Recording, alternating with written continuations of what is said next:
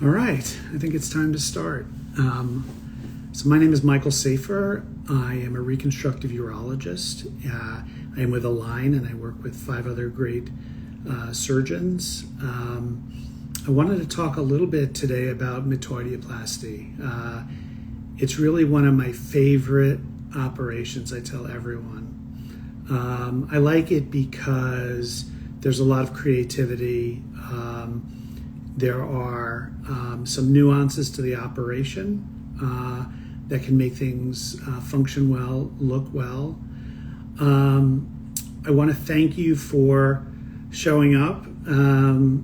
If you're here, it means you have some interest in learning a little bit about metoidioplasty. What I've done is to disable the comments just so that there are no harmful comments made during the discussion. I promise that we'll open it up to questions after I have a chance to talk a little bit and hopefully get to a bunch of questions. I've always really enjoyed these sessions, and I myself have learned a lot, and here we go.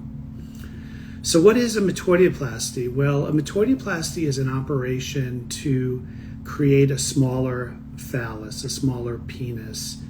For the most part, the patients who've seen me in the past have been transmasculine patients. But over the last year, we've been seeing more patients who define themselves as non-binary. So you don't have to have a certain title to want to have a metoidioplasty.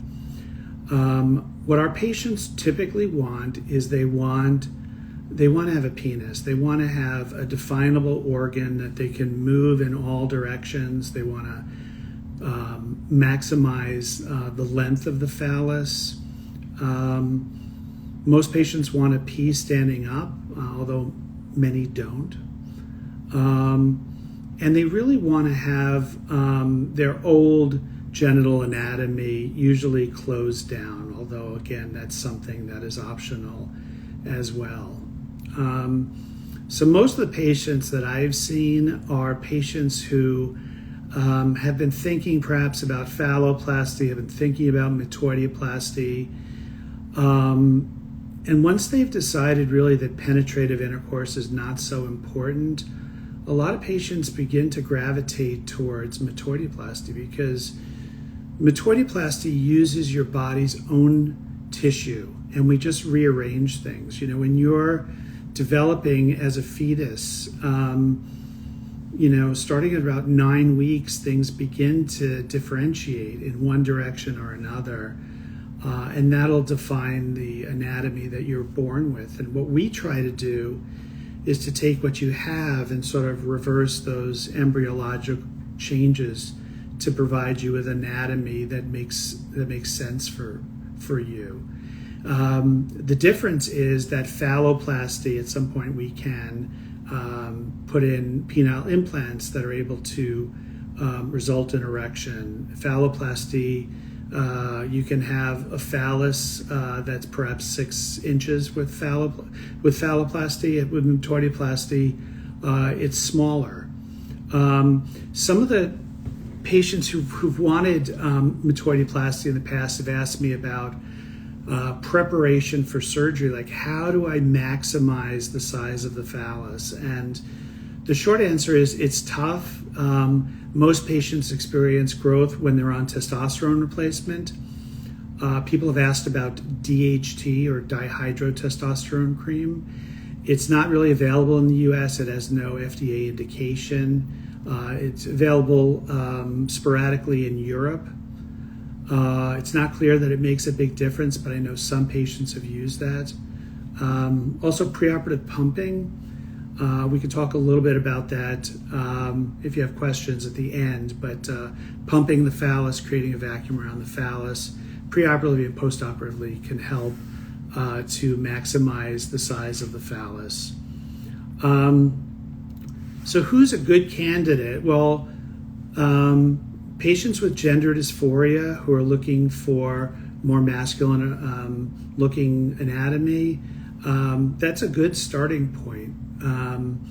Metoidioplasty is best performed in patients who have had significant growth of the phallus, who don't have much concealment of the phallus presently from adjacent tissue or extra skin down there. There's no real BMI cutoff, although in patients with BMI over 35, it can be hard sometimes to really expose the phallus and make it prominent and visible after surgery. And I tell patients, when you've reached your goal weight, stand in front of a mirror. And if you can't see the phallus before surgery, you may not be able to see it after surgery. There are some really cool things that we can do in subsequent operations, like Metoidioplasty, removing some of that suprapubic fat pad that's above the phallus, and more like second stage kind of metoidioplasty procedures to try to place the penis more higher up, higher than the scrotum, in order for it to have a more normal and visible appearance. So whereas in patients with higher BMIs, it's hard sometimes to see the phallus, there are things that we can do, and I'd encourage you to get a consultation so that you can individually be seen, because there's a lot of factors that we consider. What are your health issues? What are your goals? Do you have reproductive goals? Are you thinking of having a phalloplasty in the future but want a metoidioplasty now? We've done, I think, about 12 patients who've had prior metoidioplasties who want phalloplasties. So really, it doesn't burn your bridges to get a metoidioplasty. If you're eventually, maybe in the future, might want phalloplasty, or you're not sure. But these are good things to talk about in advance. So when I counsel patients about the proper operation for them, we explore what's going on, what are you looking for, what do you want things to look like? Do you want to retain your current anatomy? Do you want us to eradicate your current anatomy? What changes do you want? How do you want things to end up looking? And if you're verbalized, it used to be that there was one way of doing metoidioplasty, and that was to do everything or to do just one thing. There's one procedure called a simple metoidioplasty, which essentially means that we release all of the ligaments that are keeping the phallus from moving in all directions. We wrap the phallus completely in skin and make it a definable organ. And for many patients, that's exactly what they want. They don't care about peeing out of the tip of the phallus. They want to, for instance, retain the vagina. So simple metoidioplasty can be a way to have a phallus without some of the complications that can be associated with urethral lengthening. So that's a little bit about the counseling. And so how does the procedure, how do we do it, and what changes do we make? It's a procedure that we start early in the morning. We're usually done around 12:30 in the afternoon. It doesn't require microsurgery. I do the procedure all myself. The first part of the procedure is to put in what's called a suprapubic tube, which is going to be a small tube above the pubic bone that's going to drain all of your urine for 2 weeks. So you won't be peeing for 2 weeks after surgery. 2 weeks later, we'll give you a chance to pee. And this really applies to patients who want urethral lengthening and who have a goal of urinating out of the tip of the phallus. And I'll describe that type of patient in the subsequent steps of the operation. So after we put the suprapubic tube in, what we typically do next is to do the vaginectomy. That means we're going to close down the canal and remove the lining of it to, so that it doesn't exist anymore.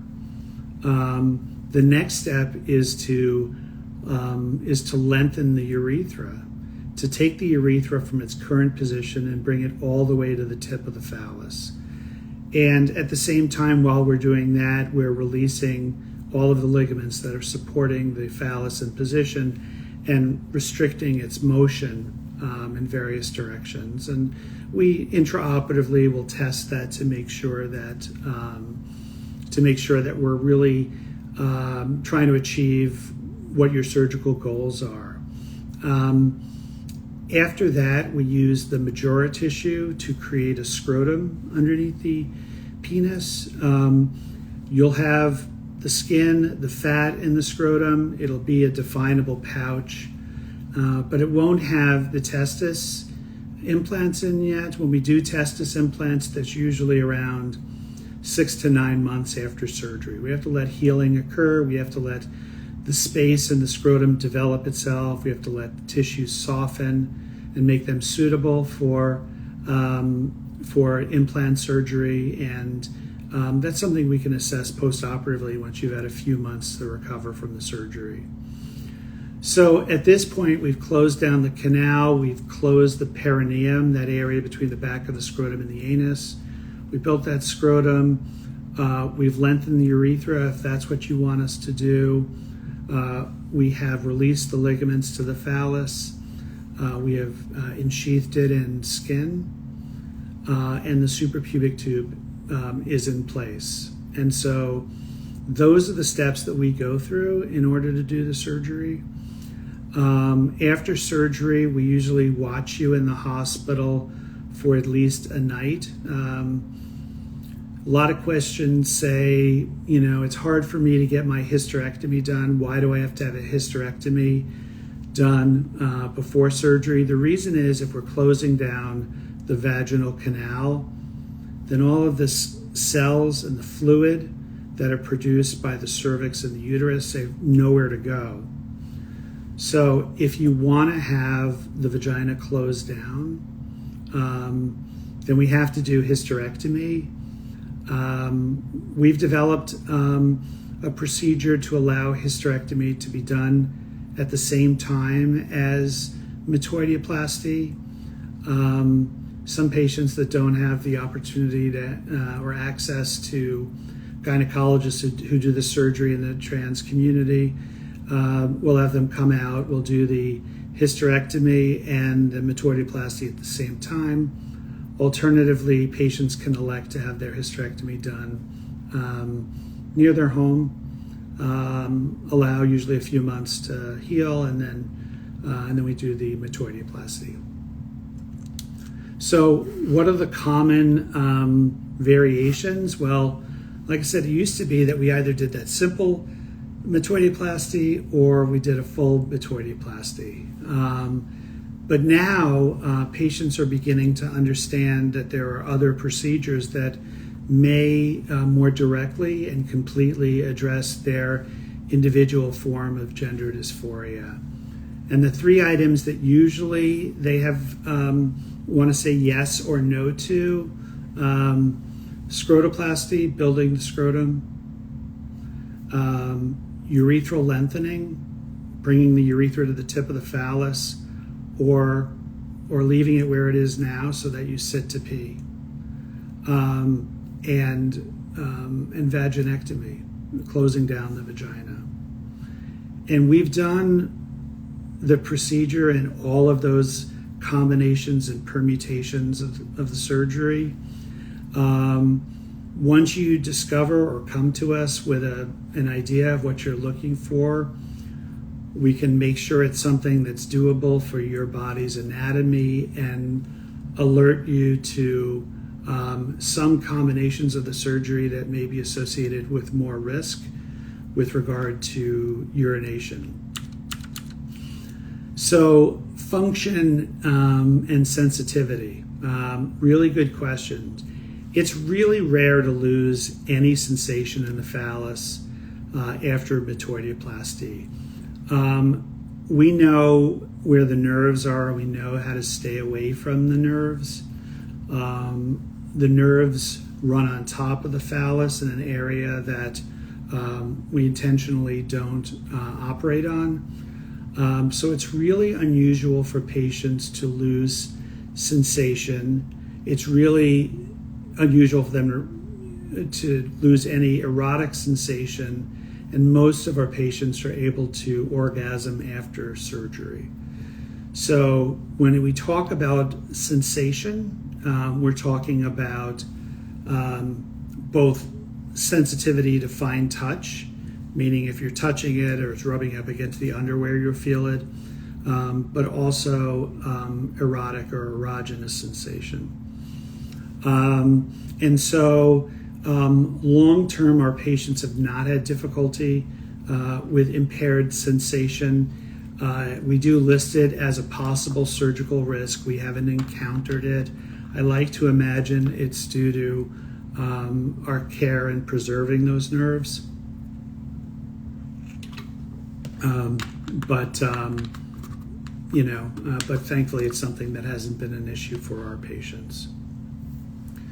So, when patients show up, they usually show up with an idea of whether they want metoidioplasty or phalloplasty, but sometimes patients come to the office and really aren't sure like which procedure is going to suit their needs. They oftentimes come in with a partner, and we have an opportunity to just talk about the benefits of phalloplasty, the benefits of metoidioplasty, and the risks that are associated with it.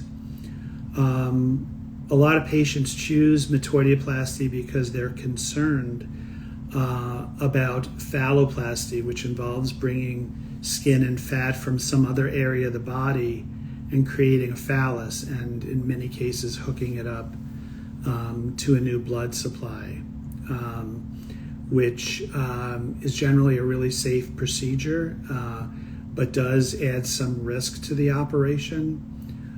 Phalloplasty patients typically stay in the hospital for around 5 days when I do them. The first 3 days are in the ICU, and that is in comparison to metoidioplasty, in which patients usually are discharged after a night or two. So what are those first couple of nights like after metoidioplasty?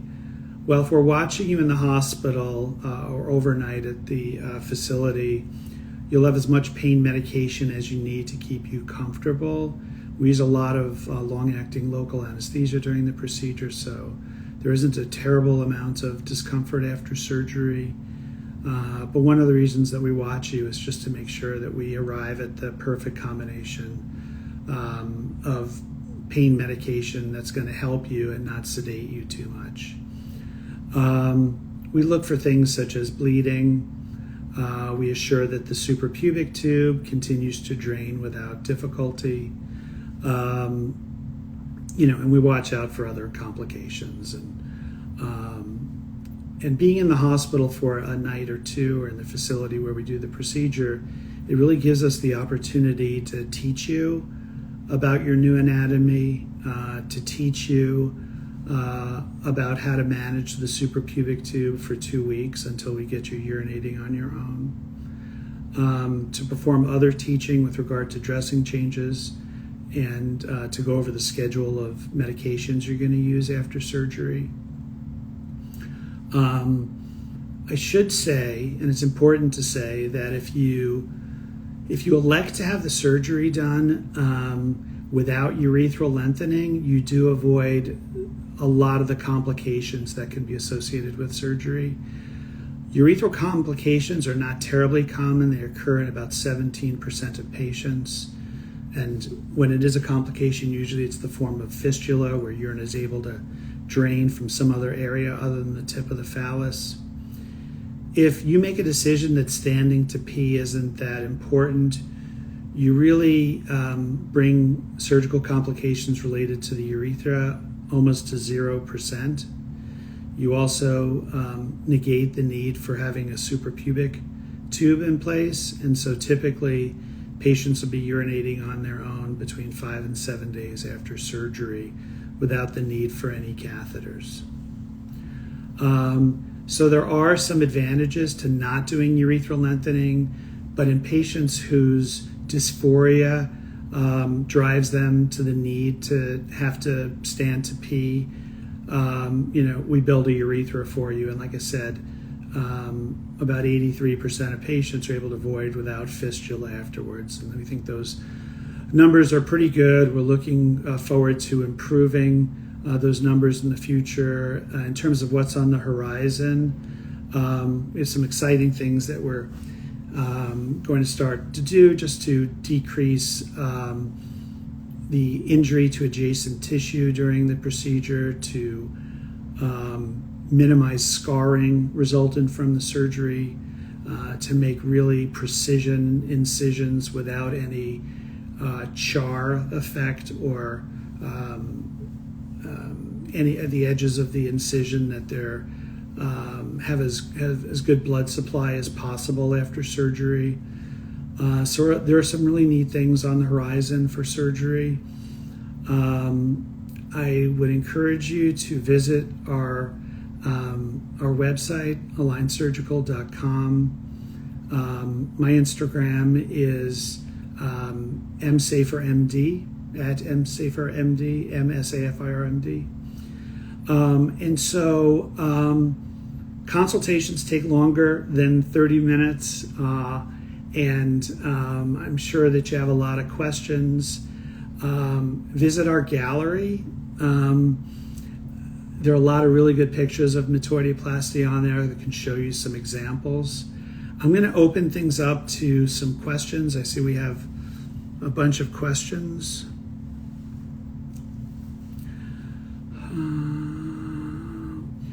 When do you recommend patients who are interested in surgery see you for consultation? What if they are still undecided or haven't yet determined which procedure is the right approach for them? The sooner the better. It allows you to, if you need, for instance, to have a hysterectomy done, you need to get an authorization for that locally, get your hysterectomy done, recover for 3 months, and then have your metoidioplasty. Sometimes we can do those at the same time, but there's a lot of planning that's involved. There is insurance authorization, compiling letters of support. Sometimes there's a wait list for the procedure.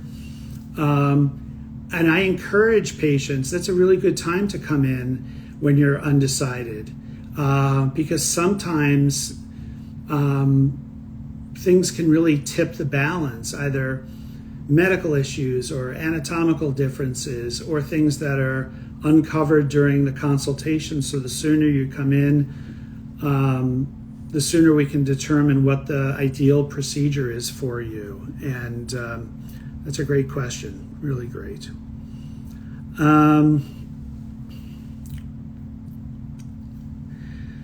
Someone who had surgery a couple of years ago, wondering about having a revision with us, had a tough experience with insurance and hoping not to go through the same thing. So revision surgery is not uncommon. Revision surgery typically takes the form of urethral reconstruction if for some reason there's a fistula or some urinary problem. Revision can also take the form of dropping down some of the scrotal tissue that is flanking or competing for real estate with the phallus. Sometimes that can be a cause of penile concealment, and we have to sort of exhume or bring forward the phallus by dropping down the scrotal tissue. So we do a lot of revision surgery. The codes for revision surgery are very different than the codes for metoidioplasty. They're typically a lot less extensive. They're submitted to your insurance carrier for authorization. It's a pain in the neck. We all suffer a little bit through it, but because the codes aren't as extensive, it may be easier for you to get authorization for the procedure. The recovery typically is not as involved. It doesn't involve many weeks in town, depending on what you need. Revision can also take the form of testis implants, And sometimes if you need even minor or major revisions, we can insert testis implants at the same time. So again, coming in person is really helpful, especially for the revision. Patients, we can do it over Zoom, but at some point it's great to see you so that we can plan exactly what we need to do, make sure that we're addressing what you need us to address. So let's see. Some other questions. Question about preparation for metoidioplasty, about DHT cream. It's not available in the U.S. There's a 2.5% solution, or 2.5% cream available in Europe, maybe in France. Does it work? We don't really know. DHT is the form of testosterone that works on the genitals. Testosterone itself doesn't directly work on the genitals. It can help as a cream restore it in your body, but it can't cause local growth. Does pre-op or post-op pumping work? Yes. Are there any weight restrictions? We talked a little bit about higher BMIs causing concealment. Implant surgery is open to just about everyone with testis implants. We have various sizes that are available, and we can, like I said, combine it with other revision surgery if necessary. Let's see. Any tips for performing vaginal preserving metoidioplasty also with urethral lengthening? Yeah, that combination is a complicated operation. It's tough to describe in a few words why, but the combination of vaginal preservation with urethral lengthening can increase the fistula rate. We've done a number of them, and we have some surgical maneuvers to try to reinforce the area with tissue that has a reliable blood supply. And so we do that procedure. Some surgeons don't do that procedure. So if you're interested, happy to see you. Training experience, I trained at UCLA and UCSF in reconstructive surgery. I've done about 100 metoidioplasties.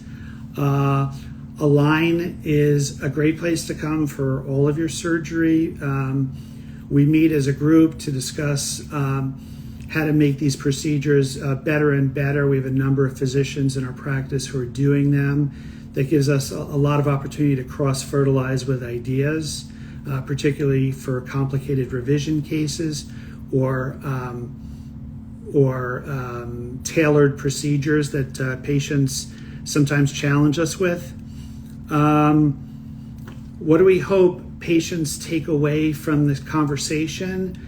That there are a lot of options in how to do your surgery, that the available options perhaps are a lot broader than they used to be in years since, that the surgery itself has improved, that you don't have to define yourself a certain way to qualify for the surgery. You don't have to distinctly qualify yourself as transmasculine to have the surgery. Metoidioplasty, I think, is about precision with incisions, to leave the tissue as undisturbed as possible, improvements in handling the urethra and reinforcing it with tissue that has a reliable blood supply. I think that's I think where most of the changes are going to be. Some of the things I'm working on are doing more extensive dissections to free up the phallus to gain additional length. These operations are really complex. You know, I only do bottom surgery, so that allows me to focus on a small area of the body and gain experience doing just a few types of operation, and I think that has enabled me to make changes and pursue more aggressive surgery for the patient who really it's important for them to have as much length on the phallus as possible. So those are exciting things that are on the horizon. Like I said, it's an operation that I love. I encourage you just to visit our website, look at some of the galleries, make an appointment. Initial appointments are by Zoom or by phone or locally if you're local to LA or San Francisco. I practice in both locations. So come on in, even if you're not sure. And come on in even if you had surgery and been told maybe that it's the end of the road for you, that nothing can be done. Sometimes there are alternatives that pop into our mind because we have the ability to focus on a small number of procedures. So I talked a lot. Hopefully got to answer some of the questions that were of interest to you. Hopefully we'll have a chance to talk again. I encourage you to visit our social media and our website. It's been really a pleasure. Thanks for listening.